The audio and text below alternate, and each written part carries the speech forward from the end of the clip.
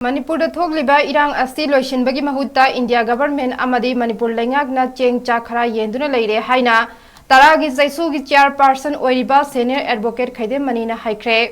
ngasi Manipur Press Club ki Kobru Hall da pangthokiba paugi mifam amada wafam asti khaidem manina phongdokhibani paugi mifam aduda taragi saisu gi vice chairperson amade socio political commentator Sonamani Posangbam IAS retired Dr. RK Nimai advocate Aribam Gautam Sarmasu Sarukyakhe chairperson khaidem manina hai Manipur thoklibe irang asti ki waroisin ama puraknaba India government amade Manipur lengakna honadana leire Kuki MLA तराना तोंगानबा press statement थोक्तुना मणिपुरदगी कुकी सिंगे तोंगानबा administration अमा पीगदबनी हाइदुना तक्सिंदुना लागले इंडिया गवर्नमेंट अमदी मणिपुरगी लेंगाकता तानगदबा डिमांड सिंग तानदना मिचम मियामदा ओनसिंदुना लंदाबा असे यानिंगदे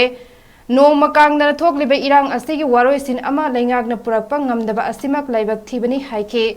हाना मणिपुर ह्यूमन राइट्स कमीशन की एक्टिंग चेयरपर्सन ओरंबा सीनियर एडवोकेट खैदेम मनीना मखाताना हाई ngasi जिरीबाम थोकलिबा लान असिना जिरीबाम की मियामना मणिपुर पुंदुना अवाब कया मायोकनरिबा असि कोखनबा ngamloidaba ओरबदि आसामदा पुखरगे हाइबा वाफम फोंदोरकपा असिमक लाइबक थिबनी लोइनना मणिपुर मियाम की लाइफलाइन ओरिबा नेशनल हाईवे सिंगदा कुकी सिंगना तौनिंगबता तौरिबा असिदा लेंगाक असिना करिसु तौबा ngamdaba हाइबसे मणिपुर लॉ एंड ऑर्डर लेट्रे ताकपने मसीद नतना लेंगाक असिगी मथकता कनागुम मियोय अमतना वाफम अम फोंदोक्लोबा मतमदा फाजिन पुनसिनबगी थबक नोम कांगदना तौरकलिबि असि तौबिगनु अमदे मणिपुर की इरांग असि अथुबा मतमदा वरोइसिन अम पुरक्तुना वाना खांगलिबा मियामबु तंगदु लेताना महौसागुम लहेन्नबा मणिपुर लेंगाक अमदे इंडिया गवर्नमेंट अथुबा मतमदा सिंबियो हाइनसु फोंदोखे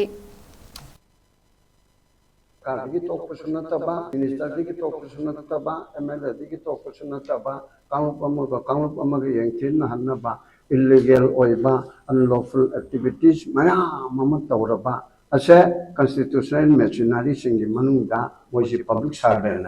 मिनिस्टर एंड एमएलए मसिमा लेरबा अदगे हारिबा मोय अदो गवर्नमेंट पाइन मिनिस्टर ओइना रूलिंग एमएलए ओइना तौबसिद करिमता थिंग्रबा असिनसु constitutional breakdown ओइबिगे अचौबा मसाकम ओहेले अदुगा लोइनना होजिकी हाइरिबसिदा लेरिबा मयामसिदा अखोय law and order सि पुरा लेतबा दौना तौबा से अमहन हंजलगा अच्छी लेतबदन तौना तौरिबा अदुगा चिंगददी सुक्लेबा लेतरबा तंपाक्तना खतंग लेबा मानबा अदुगा लेबिसु नतबा सरकार के मायक्ता खतंग खरकन इरुबा खरकन्ना नांगबा गुड फेता क्रिटिसिज्म पीरुबा असे हेक्ता फाजिनबा हेक्ता एफआर पानबा हेक्ता तौबा अदु कोनदी अदु मरा लेत्रे न थादोखिबा अदु मगे एडिटर कया फाबा अदुगे नैनबा तौबा कया फाबा सोशल मीडिया दा कनोमा सरकार के मतक हुल्ली हाइबिगिदे हेक्ता फाबा अदुगा चिंगदा सेंगरंग नहांगी